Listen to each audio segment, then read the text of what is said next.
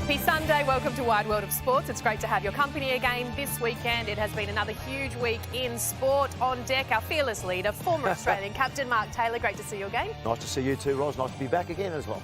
Olympic gold medalist and AFLW star Chloe Dalton joins us. Chloe, lovely to see you. Good morning. And on debut for the very first time on Wide World of Sports, former Australian tennis champ John Millman. Great to have another Queenslander on the panel. I'm ready to go. Fighting fit, raring to go actually. We'll look after you. Don't listen to anything Mark Taylor says. That's the rule for survival on this desk. No, he'll be fine. He'll be fine. He'll be great. Okay, let's get stuck in. We have a huge show ahead. This is what's coming up over the next hour on Wide World of Sports. The Premier's stunned, superstars injured, plus a monster deal that has everyone talking. And it's only round 2 of the NRL. We'll cover it all off with Billy Slater. Paralympic champion James Turner joins us to reflect on that gutsy, record-breaking run in Paris and what's next for the Aussie track star. We'll relive all the drama and high-pressure penalty shootouts from a massive week in football. Oscar Piastri makes a statement in qualifying for the season-opening Formula One Australian Grand Prix. Is this the year we have a homegrown champ? Plus, there's another Aussie on the grid and she's ready to shake up the man's world of motorsport. A special interview with Ava Anagnostiades. And remember Blake Johnston, the guy who surfed for 40 hours straight? Well, he inspired the surf community to break another world record this weekend. All for a very good cause. You don't want to miss that one. All of that and plenty more ahead over the next hour here on Wide World of Sports. It was a huge night in the AFL, so let's get a check of some of the overnight scores now. And the grand final rematch between the Swans and Lions, it didn't disappoint. The Swans racing to a 23-point lead, but the Lions, they were able to claw their way back. A game high, 4 goals to Zach Bailey, and the Lions won by 4 points. The final score, 86-82. Down at Marvel Stadium, an undermanned Western Bulldogs claimed a hard-fought 16-point win over North Melbourne. The Dogs also shot out to an early lead, kicking 5 of the first 6 goals before a Kangaroos comeback led by Nick Larkey's impressive 5-goal haul. But the Dogs were able to steady themselves in the final term and claim a 113-97-point victory. And Collingwood, they bounced back from last week's loss to the Giants with a huge 91-point win over Port Adelaide at the MCG. New recruits Dan Houston and Tim Membry starred for the Pies, with Membry kicking a game-high 4 goals. The final score, 136-45. Collingwood will face the Bulldogs on Friday night at the MCG. That will be huge. For more on the AFL, let's bring in our expert, Geelong great Jimmy Bartell now. Good morning to you, Jimmy. Now, whatever you said to Bailey Smith at that Guernsey presentation, it certainly worked because the Cats, they dominated the Dockers.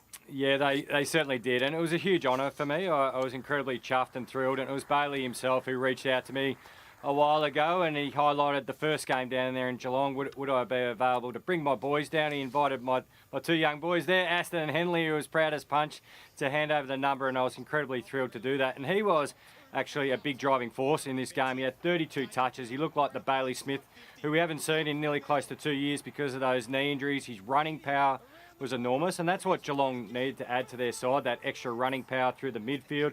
Murphy Reid there had 5 minutes of absolute madness. On debut, he kicked 4 goals, and it was the only reason why Freo had an outside shot at three-quarter time. But the disappointing thing for Freo is they conceded 10 goals in the last quarter, and they're much better than that. I know not many sides go to Geelong and win, but that was a pretty disappointing loss from Freo.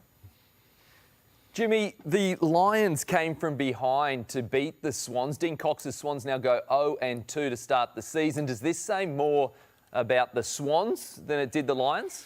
Oh, good question. I think I'm going to say what it tells us is Brisbane's still hungry, and they know they're in the window to really capitalise with this talented group. A lot of people focusing on no Joe Danaher, but there's so much talent. That man there, Dane Zorko, he looks like he could play to 60. He's playing magnificent football. He can play. He was all-Australian defender, went forward, hit the scoreboard really well. We've now got 2 Ashcrofts. The younger Ashcroft just looked like he'd been playing for 5 or 6 years and not being on debut himself. So the Swans are really good, but they've just run into the Hawks, who we've all got probably as top 4 side, and the reigning premiers. So Dean Cox will get his win. The Swans will be fine, but the Lions are still hungry. And Jimmy, the Pies, they win by 91 last night, having been humbled by GWS by over 50 the week before. What brings about that sort of turnaround?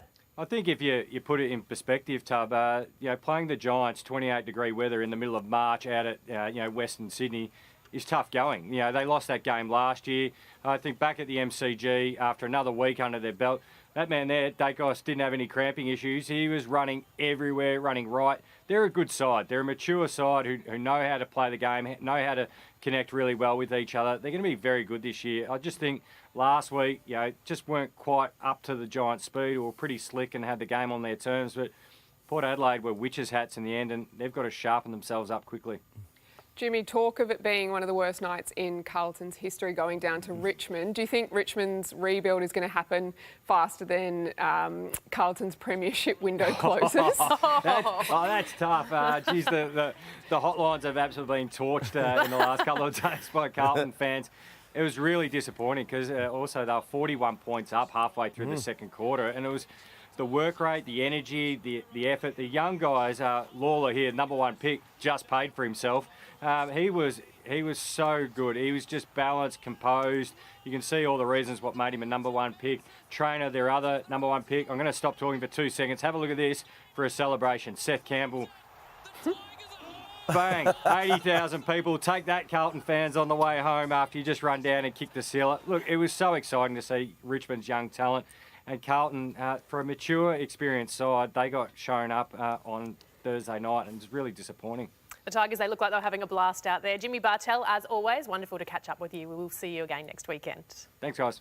Well, another big event happening in Melbourne this weekend is the season-opening Formula One Australian Grand Prix. And Aussie Oscar Piastri, he came agonisingly close to claiming pole position at his home Grand Prix. He will start on the front row alongside his teammate Lando Norris. John, you are a big Formula One fan. Can Aussies dare to dream that we may have a homegrown champion this year? Oh, I think they can. This kid is a serial winner. He's come from Formula 3. He won there. He won in Formula 2. Gets his shot in Formula 1. Had a great season in 2024. But I know he signed the big contract. I think there's still a little bit of pressure on him because we know that you take a year to bed into your team. Lando Norris is still very much the number 1 driver there. He's fast. This is the time to knock him off his perch. Now, last year in the Formula One, there was times where Norris and Piastri were going head-to-head, and I think one Formula One there where Lando actually moved over and Oscar Piastri won his first Grand Prix. Let's say these two guys start well, are going well, and Piastri's in front. Does he move over for the number 1 driver, or vice versa, or do they just race it out? In front of an Australian crowd. I don't think Piastri moves over. Look, he was returning the favour, Lando Norris, last season because Piastri more than made up for it earlier on in the season by giving Lando Norris a fighting chance to win that championship in that battle against Verstappen. But look, there is a pecking order. That happens in Formula One. He has to use this season to take that number 1 role at McLaren because that vehicle is so fast. Yeah, well, that's what we want to hear. So we don't want him moving over. There's no chance, but Lando's not going to move over. No, either. Well, we don't want to crash. Yeah. Chloe, what about how marketable Oscar Piastri is? We know Danny Rick, he's one of a kind. He's an absolute character. But how marketable is Oscar for not only the Australian market, but globally? Yeah, I think it's been really interesting to see. And when he can perform well and then off the track when he can actually be so marketable and have that personality. I think we love, particularly Aussies, we love to see these athletes who have a bit of personality about them that don't just go into these media interviews and just give you straight down the line very well media trained answers. I think it's really cool to see him building that side of his brand as well on top of signing a really, really nice contract extension. He's a friend of the show. We spoke to him before he cracked into Formula One, so hoping he hasn't forgotten us. OK, stay with us on Wide World of Sports. There is still plenty more to come on the show this morning. Turner's won the 400, obviously. He's fit, he's strong, he's sometimes slow out. He has won this event twice at the World Championships. I really think if Turner gets off the blocks and he can stay relaxed for the duration of the race, I think he's a great chance to win this. Men's 100, T36 into the blocks, waiting for the gun. Go on the bang. Away, Turner got a reasonable start alongside Deng, who began quickly on the outside Chavez. So Deng's in front. Turner's got a bit of work to do to hunt them down. Deng's in front, not sure he's going to... he staggers Deng, and it's really tight. Turner on the inside. Deng got the staggers, Yang and Chavez and Turner. We wait. I think he's done it, Dave. He's done it, and he's broken the Paralympic record. I have never seen a 100 metres race like that. You were maybe coming fourth or fifth with 20 metres to go, and you just blitzed it. Talk us through that. I was a bit worried there for a second. I thought, I've got to pull something out of my pocket. That was it. And tell us about your whole experience, the village, this atmosphere. What are you going to take away from this? 2 gold medals and a world record. And Turner, the Terminator. It still gives us goosebumps. That was an iconic moment from Paris 2024 and overnight at the Sydney Track Classic. James, he was back on track and he hasn't slowed down at all, recording another unofficial world record, and that was certainly in tough conditions. And we are pleased to say, look at him go there, James. He's an absolute character. We are pleased to say he does join us on Wide World of Sports this morning. James, good morning to you. Where are these fast times coming from? What are you putting your form down to? Beg pardon? Where are these fast times coming from? What do you put this great form down to? Oh, work with my coach, Irina Dvoskina. We've been working really hard over the last, 8 years. That's what I put it down to. Hard work, dedication, focusing on the process and not the outcome. James, we heard the interview from Paris where you talked about you were walking away with 2 gold medals, a world record. That was all while you were battling glandular fever as well. How do you reflect now 6 months on? I think the challenges have really helped me build my resilience. I'm really proud of the way that not just myself, but my coach, my team, my squad mates who got around me really worked through that time to dig down and find the big ones. And James, let's go back to Paris for a moment. It was obviously a great time for you and Australian sport. Gold medals, world records, but you also got to be the flag bearer for Australia in the closing ceremony. Tell us what that was like when you first took step onto the stadium. Oh, there's no experience that can compare to it. I had so much pride, not just in myself, but in my team, my country. Very humbling experience. There's no greater honour. Tell you what though, my arms got sore waving that flag around. It was pretty heavy. James, on that, I loved watching you compete over there in Paris, but one of my favourite things was your post-race interviews and the energy that you brought. Was that a side of it that you quite enjoyed? Oh yeah, I love racing. Oh, sorry about that. Hit the mic. I love racing. Love having a chat afterwards. But I'm really in my element on the track. James, I just want to say what an incredible career you are having. I'm inspired watching your efforts. You mentioned before your relationship with your coach, Irina Dvoskina. Can you please give me a few little pearls of wisdom that she's passed on to you along this journey? Oh, absolutely. The main one is focus on the process and believe. You've got to believe in what you're doing and your training, and you've got to believe that you can perform the way that you've been training to perform. Without both those two things, you don't get to cross the line. Oh, there's no doubt, James, that you believe. We can see that in every race that you run in. What about para-athletes, though? Since 2012, London, the recognition, the support seems to be growing. Have you noticed more change since Paris? Worldwide, there is a huge shift into people paying more attention and caring more about the Paralympic sport. There seems to be a shift in Australia at the moment, trying to build more into that. But I'd like to see more change, and I'd like to see us Paras get a bit more of the limelight. There's a lot of good guys out there that a lot of people don't know about that are working really hard and doing some amazing things. James, what does the future look like for you? Have you circled LA in your calendar? Well, LA is in my calendar. Hell, I'm actually trying to get to Glasgow next year, hopefully going to bump up a classification, see if I can run with the faster boys. But yeah, I'm looking forward to every competition I can possibly go to. But, at my age, I've got to take it year by year, see what my body can handle. Well, James, we look forward to following your journey. You've brought us so much joy. Thank you so much for joining us this morning on Wide World of Sports. We can't wait to see what you do next. Oh, no problem. From one Aussie superstar to a rising star of the golf world, during the week, 23-year-old Carl Phillips, he announced his arrival on the big stage, claiming a PGA event in Puerto Rico in just his 4th start on the PGA Tour. What a talent this young man is, Mark Taylor. Oh, absolutely. Only his 4th start. That's the most incredible thing about this. That's a tough school out there to win on the PGA Tour. And you got to play in the Masters. Unfortunately, missed the cut in the Masters. But this is certainly a great golfing story. 23-year-old now, already has a win. So keep an eye out for that name.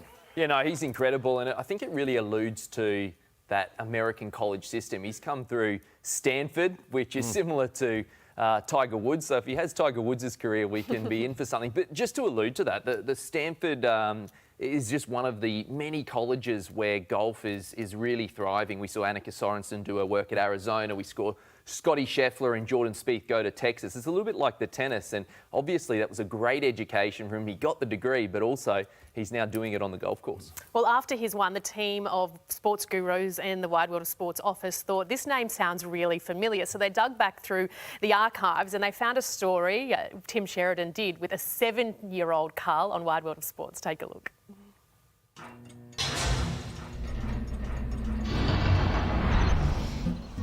The best way to describe Carl Phillips is to say very young and very long. At Sydney's Bonnie Doon, one of the city's prestigious sandbelt layouts, 8-year-old Carl is a new member. The club's director of golf is Sam Howe. How much talent does he have? I look, in my time in golf, and I've seen a lot of juniors through various junior programs, I don't think I've ever seen anybody as talented as Carl. So it's, where he goes from here is up to his work ethic and how much he wants it. For Christmas 2003, Paul Phillips gave his son a golf set. And from that moment on, Carl middled everything. When Carl was 6, Paul took him to the US Kids World Championship at Pinehurst, North Carolina. He came 7th against a field of kids mostly a year older. Last year, he went back and won it. While Carl's swing will evolve over the years, to be so comfortable with competition so early is not common. If they're put under those competitive pressures at this early age, when they are further down the track, when they're playing in bigger tournaments, it's got to hold them in good stead because they've experienced it and learned how to deal with it from a very young age. 1-0 Paris on the night, 1-1 on aggregate, the ultimate test of nerve, the ultimate drama. Vatilia, the first to step forward. Slowly, but just about surely. And Salah delivers, of course. And Donnarumma denies him. And Paris Saint-Germain on the brink. Desiree Doué to settle it.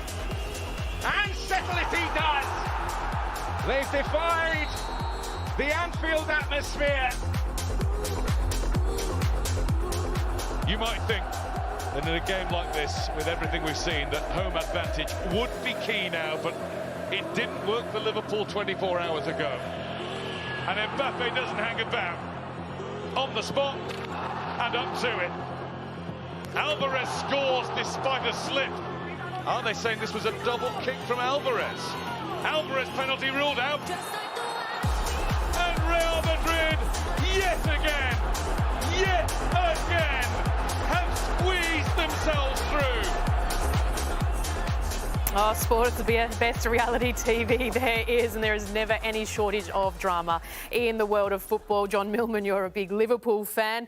All but seal the Premier League title one day and then hearts broken in the Champions League on another day. The highs and lows of being a football fan. Oh, it comes thick and fast, the games too, doesn't it? And they are 15 points ahead, and I think every Liverpool fan are holding on to their breath, but I do think they've got it there. They held a 1-0 advantage coming into their home tie, and it was all Liverpool early on after they conceded the first goal. They had so many chances. We saw Trent Arnold-Alexander hit the post. We saw Quinash also hit the post, and it came down to these pivotal moments in the penalty shootout. Darwin Núñez missed for Liverpool, and then the local boy Curtis Jones also missed. I got up and watched it.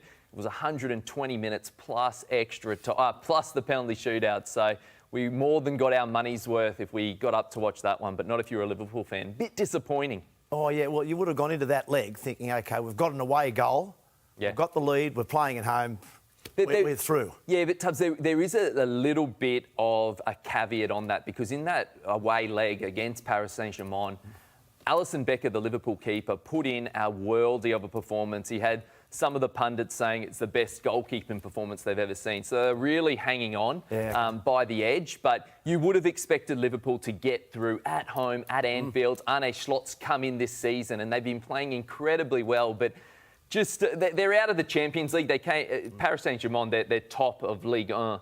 Which is League One. I tried to do my best French accent on my debut performance. You're basically fluent. Very good, mate. But look, like I said, matches come thick and fast. They've got the English Football League Cup tonight, actually, against Newcastle. So the best way to, to turn around a defeat is to win immediately. And if they can do that, I think they'll carry on the momentum and hopefully win the Premier League. You spend all your time watching Formula One and football. How do we get your life? It's actually better than Mark Taylor's. What is it that you do?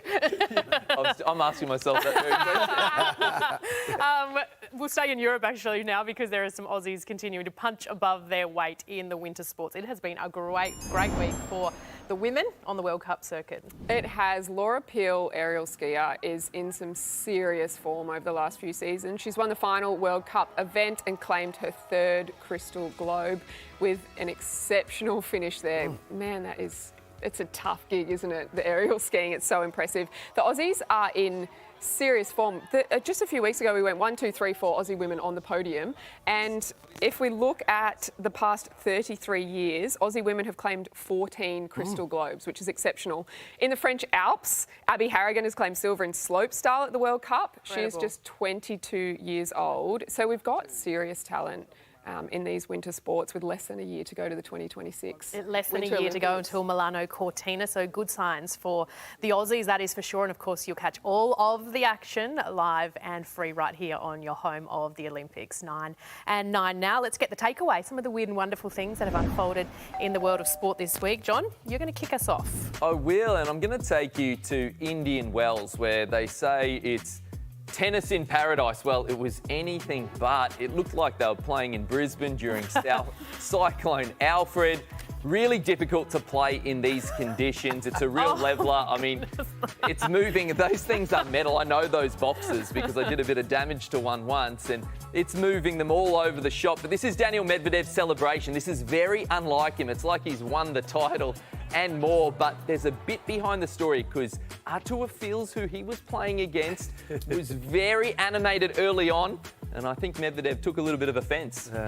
Yeah, you talk about animation. There was a bit of animation at a Virginia State High School run meet during the week, and this was courtesy of my wife, Judy. She showed me this through a thing called the Facebook. Is that what it's called? Watch this on the corner. That's Elijah Everett being passed by Kayleen Tucker, and then bang. Now, there's different versions of the events. The girl, Everett, who hit the girl, she's saying it was accidental. I lost my balance, and bang. Tucker's saying, no, you didn't. You whacked me on the head. They got disqualified from the event, and now there's actually criminal charges. This is going to court, so it's getting rather serious. But I'll let people at home make their own decisions whether it was accidental or I don't like being passed whack. Have a bit of that. How do I get one to keep you in line? Well, you've got to get a baton first. Assault with a baton ring, they call it, yes. It's one way to take out your competition. Chloe, what have you got for us? We are going to Mexico for this incredible goal. There was this cross from Spanish World Cup winner Jenny Hermoso to Lisbeth Avale. They're calling it an inverted scorpion. I don't reckon I could even bend my body in that direction, but the inverted scorpion to finish that goal. And I want to just take a listen to this commentary because I think it's almost better than the goal itself. Le va a meter todavía. ¡Ay, cómo le quería disparar! ¡Qué gol! ¡Gol!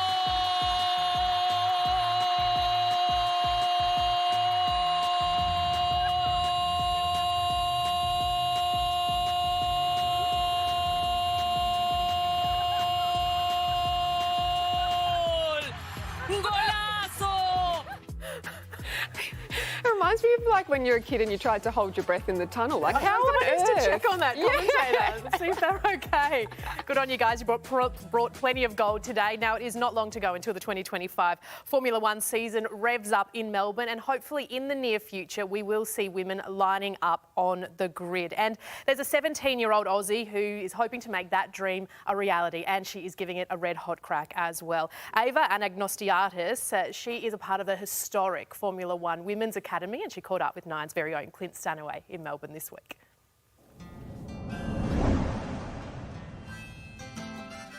Ava, welcome back to Melbourne, your hometown on Grand Prix weekend. What is it about the need for speed that you love? It clearly runs through your veins. I think I've grown up at the track pretty much from 6 years old. Every weekend I've been at a track. It's like our family kind of hobby. Like normal people go to a football field, we go to a racetrack. Because it's your mum who was the initial rev head, is that right? Yes, she's been a bit cuckoo for years. How did she get involved?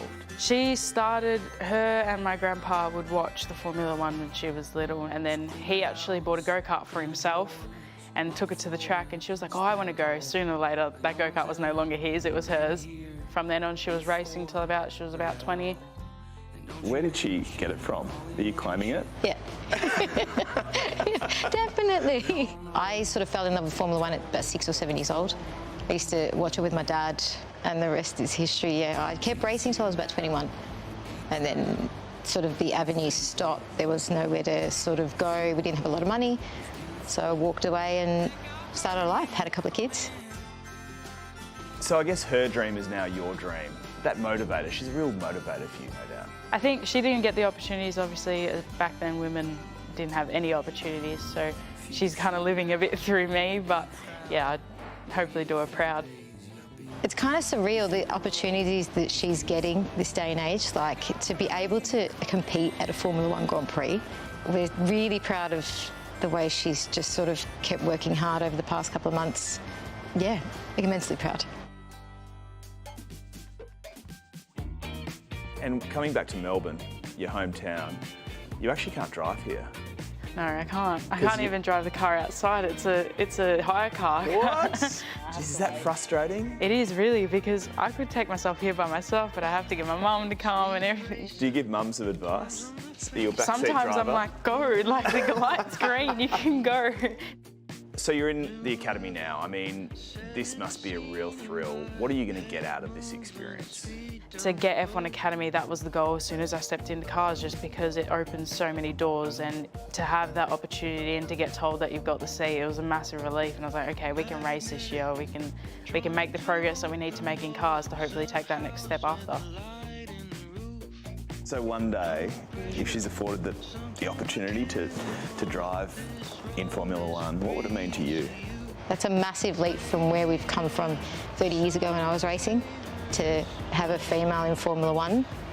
You've got to see it to believe that you can do it, right? So now these young girls coming through, 9 or 10 years old, they're seeing these girls about to race at a Grand Prix of China, and they're like, whoa, like, that could be me. Who do you admire? Who is your hero? I'd say probably Max Verstappen. What do you love about Max? He just causes a bit of a show for everything. And I think I rate him as a driver, so yeah. I guess he's just like, he loves winning. And he's just very real. Yeah. So yeah, I love that. Do you dream of driving on that Albert Park circuit one day? Definitely. Hopefully, I'm hoping they bring F1 Academy to like Australia, just because obviously F1's, I've got a couple of years till I get there. But hopefully, if they bring F1 Academy here, it'd be a home race, it'd be awesome. Is it time to see a female racer in F1? Yeah, I think so. I think the generation that's coming through now is pretty good. I think it's definitely possible. Hopefully in the future the sport progresses enough where there's enough females racing and there's enough opportunities for both man and female to just, there'd be no need for F1 Academy and girls can have the opportunities everywhere that they need to get. Hey, I love to hear your passion. and we see a huge future for you in this sport. We can't wait to see what you can do. Thank you. Sports, if you were out at CommBank Stadium on Friday, you may have witnessed the death-defying tricks of Nitro Circus. Willie, Ryan Williams and the crazy crew, they'll be ripping it up on the half pipe again today. That is ahead of the Eels West Tigers clash. So make sure you get out there early and check out all of the action. And of course, you will catch the footy live and free right here on 9 and 9 now. The Eels and Tigers both looking for their first win of the NRL season 2025. And Billy Slater, he joins us now. Good morning to you, Billy. Morning, Rose. The Eels back home are hosting the Tigers, who are back at full strength. But of course, the Eels will be hoping to put that whole Dylan Brown contract saga behind them. Will that be a distraction for them today, and what reception do you think he'll get? To be honest, I think the players will be looking forward to playing.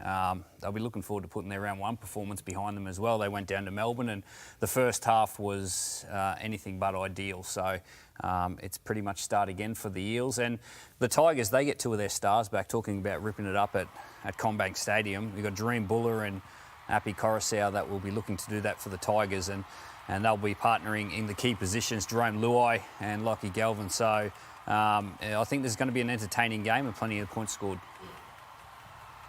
Billy, the Broncos, mate. You know, I'm a Brizzy boy, and a lot was talked about Madge's Broncos after that round one performance, where they were incredibly impressive against the Roosters. Yep. But simply put, the Raiders were too good. What is it about Ricky's Raiders this season? Yeah, it's a tough old game, isn't it, John? And it's hard to perform week after week. That's the nature of the NRL, and unfortunately for the Broncos, they just couldn't put back up that performance. It was so impressive last week against the Roosters. But the Raiders, they haven't got the higher profile key position players like some of the other teams. But I'll tell you what they do have. They have this commitment to the tough side of the game, and they put themselves in the contest. Ricky Stewart has galvanised that group down there. They're a one-town team, or one-team town, and they just love playing that tough style of football. I thought their two front rowers were exceptional, and as long as they keep doing that, they'll put themselves in every contest.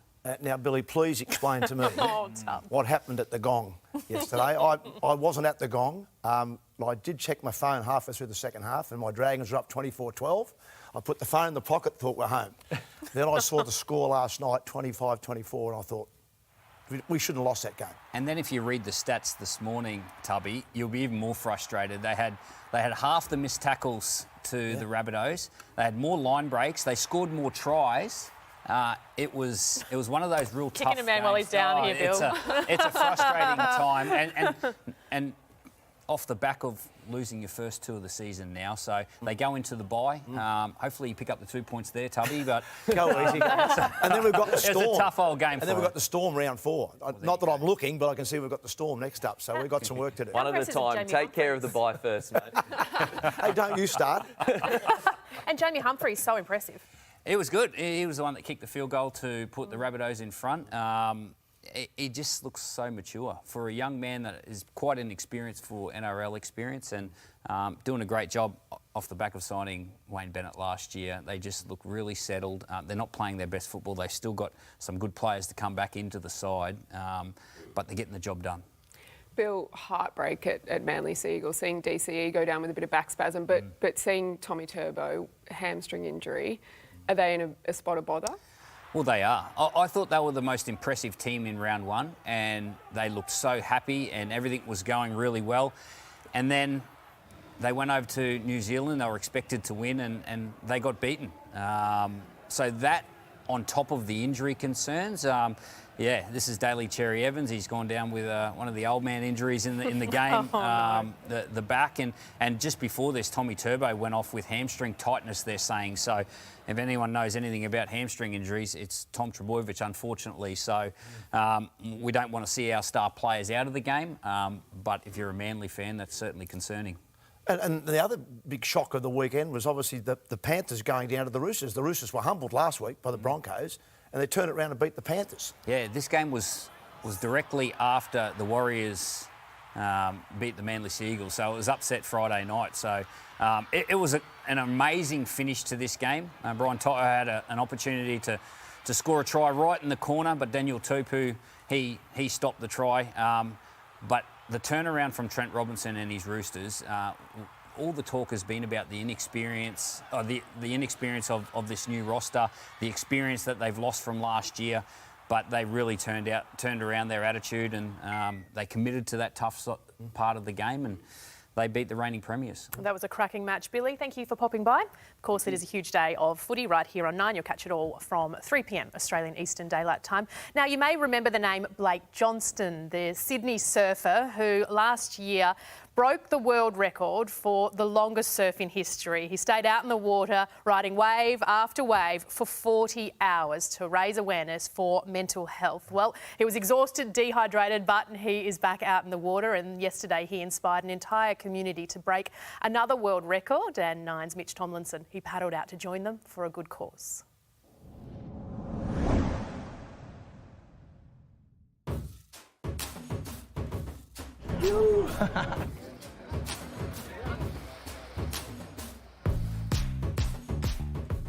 I'm in the water at Cronulla with a man that last year broke the world record for the longest surf.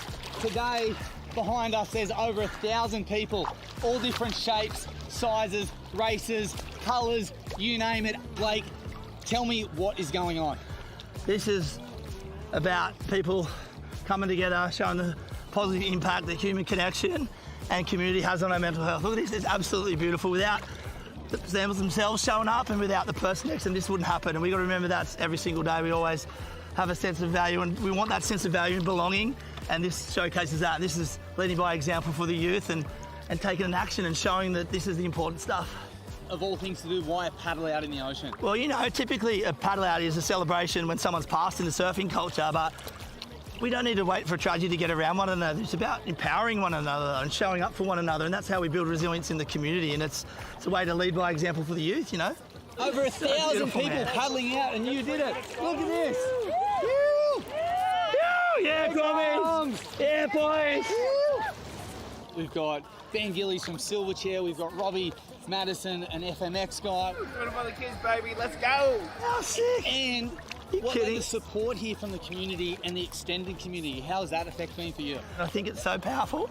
I'm going to probably cry again, but it's the important stuff, man. It's what we need to embrace, and that's one another. Yeah, guys, talk to everyone. Have some conversations you might not normally have. Talk to everyone, guys. So good. That's the way we make change in youth mental health. It's not another conversation. It's putting it to work and making sure that everyone knows they deserve to feel awesome, and that includes you. Let's check in on results from overnight, and beginning with golf. And Australia's Minwoo Lee has had a horror third round after finishing 36 holes tied first at the Players' Championship in Florida. The 26-year-old failed to stay with the pack, shooting 6 over for the day. The leaderboard's now stacked with Americans, led by JJ Spawn, who's 12 under at the end of today's round. In Super Rugby, another cracking Queensland-New South Wales derby ended with a convincing victory for the Reds, 35-15. The Tars were no match for the fired-up Queenslanders, who jumped out to a 21-8 lead at the break and continued the momentum into the second half, thanks to a man-of-the-match performance from Reds lock Seru Uru on return from injury, and an exciting announcement during the week with Nine, the home of the ICF World Championships in Penrith later in the year. See Olympic stars Jess and Naomi Fox go head-to-head in 6 days of world-class canoe slalom action. It begins September 29, and the only place you can watch it, exclusive, live and free, is right here on 9 and 9 Now. It is time for quick singles. What else is making headlines in the world of sport this week? And everyone in rugby league is picking their jaw up off the ground after Dylan Brown signed that monster $13 million deal with the Knights. Mark Taylor, good or bad business? Oh, I don't think it's good business. I think it's excellent business for Dylan Brown, and well done to him. Who wouldn't sign that? As a rugby league player, signed a 10-year deal, but I don't like 10-year deals. I didn't like Buddy Franklin when he signed up for the Swans for 10 years. I just think there's too much negativity at the back end of a contract for the club.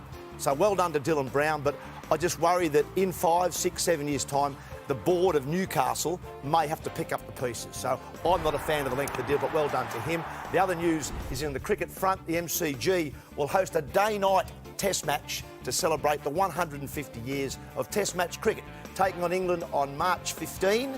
Under lights at the MCG, some 150 years since the first test match. Australia won that test match in 1877 by 45. They won the 100-year anniversary by 45 runs. Maybe we'll win the 150-year anniversary test match by the same amount. We saw the Women's Day night test at the MCG. That was incredible for the Women's Ashes. But, John, there's some bold plans to give Old Trafford a glow-up. Yeah, there is, isn't it? So Jim Ratcliffe, one of the co-owners, actually announced that new Old Trafford is going to be New Trafford next door to the current site. And it's going to look like this, 100,000-seat stadium. And when I first saw these pictures, I actually thought we were announcing the sequel to The Greatest Showman. And Hugh Jackman would come dancing out on the arena. But no, that is the New Trafford. Quite incredible, isn't it? 100,000-seat stadium.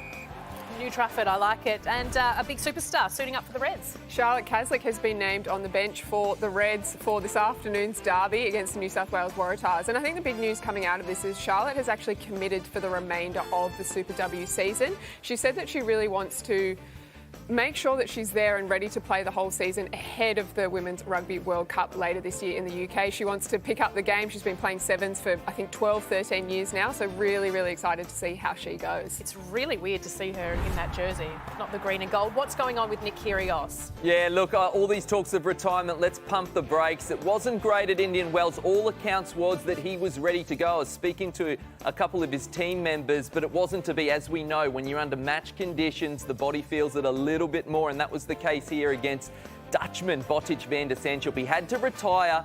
Now, will he play Miami, which is the next tournament, or will he take an extended break? Because I cannot see him playing on the clay, because that'll put a lot of stress on the wrist. Now, Chloe, a big name is flying down under for the Sydney Marathon. The GOAT of marathon running, Eliud Kipchoge, has confirmed that he will run at the Sydney Marathon. This is huge news. We know that Sydney's been named as a major, and I think it's just such a big draw card. We're going to see tens of thousands of people running in this marathon, but I can't wait to get down there to the sideline to watch this great man in action. It's a huge get for marathon running, but for the Sydney event, it's absolutely huge. Massive. Of course, Sydney's now one of the 7 majors in world marathon running. Now, this is hard to see for Mercedes fans, and it's going to take a while to get used to seeing Lewis Hamilton in the Ferrari red at the Australian Grand Prix. Ferrari red indeed, and Chloe, you talk about game changers. This guy is one. He's the driver of the generation, was 12 years at Mercedes. He's now in the Ferrari red. He said it's a childhood dream to drive in these colours. I'd be a little bit concerned about this Ferrari vehicle, though. Normally really suited to Albert Park, the fast straights, the high-speed corners. They were a little bit slow. Let's see if Lewis can handle that car. 7th fastest in qualifying. He's got to catch our Aussie, Oscar Piastri. Okay. We will leave you with this. Young Aussie sprint sensation, Gout. He has powered to another big win in the 100 metres at the Queensland Athletics Championships. The 17-year-old clocked 10.38 to claim the under-20s final, so smashing his opposition by almost half a second. He's a good Queensland boy, John. He is. He went to one of my rival schools, though. I was a churchy boy. He was an Ippy grammar boy, and you should have seen the carnage he created at GPS Athletics. He is an absolute superstar. It's exciting having an Australian Aussie athlete just achieving what he's able to do. It's so good, and so much pressure on his shoulders, so hopefully he can handle that. Big day of footy today. It is the Eels taking on the West Tigers, both teams looking for their first win of the season. What's your tip, Tub? Well, this is a tough one. I'm going to go for Para. I reckon they might bounce back. They had a disappointing start last week, but I reckon they're going to bounce back. For what we've seen this weekend, anything can happen. So I'm going to probably just lean towards Parramatta at home. OK, well, it was wonderful to see you all this morning. Great to have you on the desk, John. We will let you back. It was a great debut. That's not what you were saying in the break. He returned serve really well, didn't he? Yeah. Thank you so much for your company today. We'll see you next Sunday.